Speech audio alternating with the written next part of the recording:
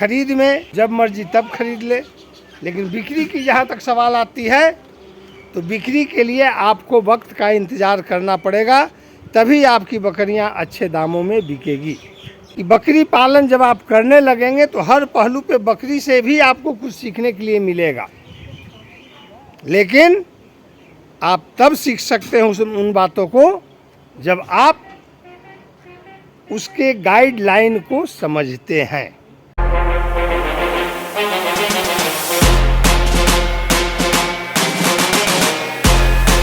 दोस्तों नमस्कार, मैं ओंकार तिवारी बाबा गोट फार्म से। बकरी पालन जैसा कि आप जानते हैं बहुत ही मुनाफे का व्यवसाय है।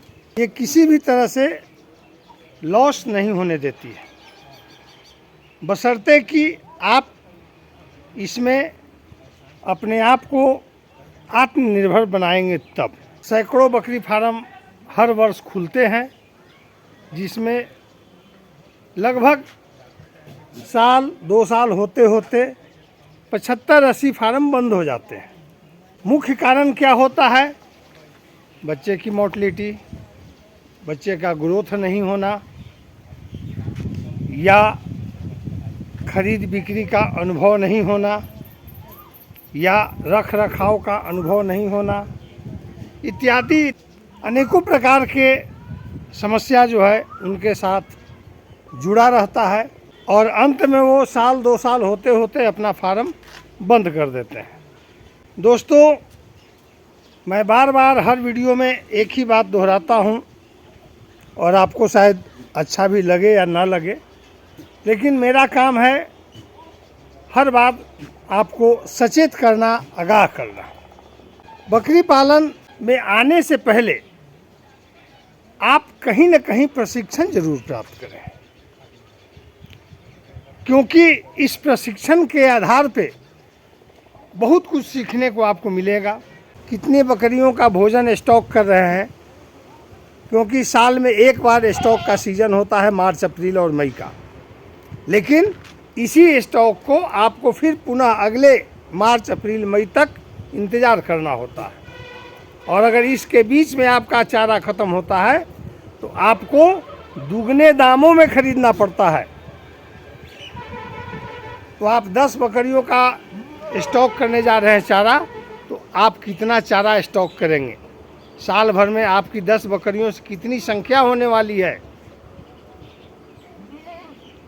इस तरह की जो जानकारी है आप लेते नहीं हैं या लेना नहीं चाहते हैं, और बीच मझधार में आप फंस जाते हैं, और नतीजा होता है कि औने पौने दामों में आप बकरियां बेच देते हैं, जिससे आपका आर्थिक क्षति होता है। शेड किस दिशा में हम बनाएं, शेड पर हम कितना खर्च करें, कैसी बकरियां को हम परचेज करें, किस नस्ल पे हम काम करें, उसके साथ हम कौन सा ब्रीडर रखें, ब्रीडर का चुनाव कैसा करें,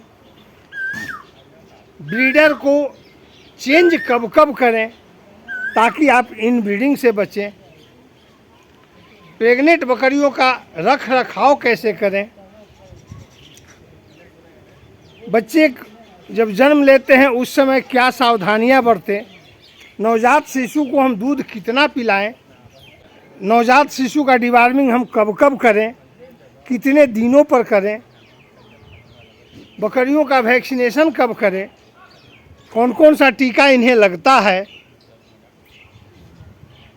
कब कब बकरियों का हम डिवॉर्मिंग करें, प्रेगनेंसी अवस्था में कौन सी दवा से डिवॉर्मिंग करें, नॉन प्रेगनेंसी अवस्था में कौन से डिवॉर्मिंग करें, उनका खरीद बिक्री हम कैसे करें। खरीद और बिक्री में प्रमुख भूमिका होता है ग्राहक का। आप खरीद में जब मर्जी तब खरीद ले, लेकिन बिक्री की जहाँ तक सवाल आती है तो बिक्री के लिए आपको वक्त का इंतज़ार करना पड़ेगा, तभी आपकी बकरियां अच्छे दामों में बिकेगी, ताकि हमें लाभ के सिवा नुकसान का सामना कम करना पड़े। ये तमाम बातें आपको जाननी होगी। जब इतने बातें आप सक्षम हो जाते हैं समझने में, तब आता है बकरियों का बीमारियों को पहचानने का लक्षण। बकरियों के जो बीमारी है उसके लक्षण से हम उसकी बीमारी को पकड़ें। प्राथमिक उपचार आपके हाथ में है। उस प्राथमिक उपचार में हम घरेलू उपचार करें, होम्योपैथ उपचार करें, एलोपैथ उपचार करें। कौन कौन सा मेडिसिन जो ज़रूरत में, सबसे ज़्यादा ज़रूरत की जो मेडिसिनें हैं वो कौन कौन सा आपके फार्म में अवेलेबल होना चाहिए, इन सब बातों का जब तक आप जानकारी नहीं रखते हैं तो आप बकरी पालन में नहीं आए। क्योंकि जब आप आत्मनिर्भर नहीं होंगे तो खुद तो परेशान होंगे ही होंगे और दूसरे को भी आप परेशान करेंगे। हर बार छोटी छोटी सी बात की जानकारी आपको जब नहीं होगी तो किसी न किसी का आप सहारा ढूंढते हैं। अगर आपको समय से आपका कॉल रिसीव होता है, आप लक्की साबित होते हैं कि आपका समस्या का समाधान हो जाता है। और अगर किसी कारणवश आपको रिप्लाई नहीं मिलता है तो आपका नुकसान हो जाता है। आप लाख, 1.5 लाख, 2 लाख, 2.5 लाख फॉर्म पे खर्चा करने के लिए तैयार हैं। 1-2 लाख का बकरी खरीद करके आप फार्मिंग करने के लिए तैयार हैं। खुद से नहीं बनता है, आप 1-2 लाख रुपया सालाना लेबर कॉस्ट खर्च करने के लिए तैयार हैं, लेकिन प्रशिक्षण के नाम पे आपको बुखार आ जाता है। ऐसा लगता है कि प्रशिक्षण हम जैसे लोग अपने स्वार्थ में करवाते हैं। ऐसी बात नहीं है।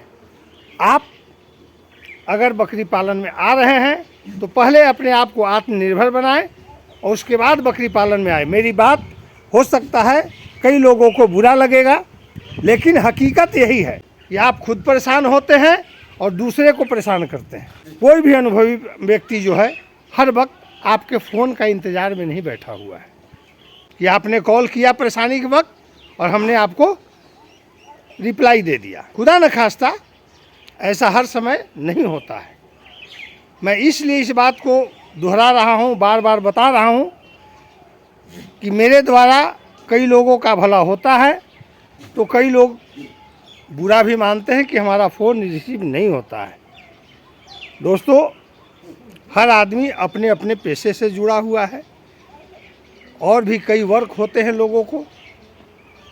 जब आप अपना बहुमूल्य समय अपने आर्थिक लाभ के कारण जब नहीं किसी को दे सकते हैं तो दूसरा भी व्यक्ति आपको अपना समय देने में कतराएगा, क्योंकि ताली दोनों हाथ से बजेगी, एक हाथ से ताली नहीं बजेगी।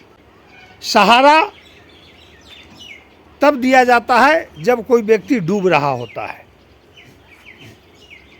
और अगर कोई व्यक्ति तैरना चाह रहा है, सीखना चाह रहा है, तो उसको सहारा नहीं कहते हैं, उसको कोच कहते हैं, जो उसको ट्रेनिंग देता है, उसको सिखलाता है।